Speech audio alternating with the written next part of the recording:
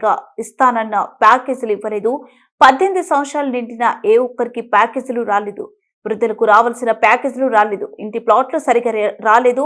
Water సౌకర్యం సరిగా లేదు. సీసీ రోడ్ సరిగా చేయలేదు. మా గ్రామాలను టీఆర్ఎస్ ప్రభుత్వం నెట్టెట్ట ముంచింది. కావున గత ఎమ్మెల్యే లక్షల అప్పుడే తగిన గుణపాఠం చెప్పి టీఆర్ఎస్ ప్రభుత్వాన్ని కూడా కొట్టడం జరిగింది. ఇప్పుడు ఒక కాంగ్రెస్ ప్రభుత్వం అధికారంలో ఉంది. నన్ను భారీ మెజార్టీతో గెలిపించండి అని అన్ని రంగాలలో మన గ్రామాలను అభివృద్ధి బాటలో నడిపిస్తానని మీకు మాటిస్తున్నాను. మీ అమూల్యమైన ఓటు వేసి చేయి గుర్తుకు ఓటు వేసి నన్ను భారీ మెజార్టీతో గెలిపించి ఆశీర్వదించగలరని మనస్ఫూర్తిగా నా శిరసు వంచి నమస్కరిస్తున్నాను అని అభ్యర్థి తెలియజేయడం జరిగింది. ఇక్కడ తెచ్చి మమ్మల్ని ఇక్కడ వేసాడు.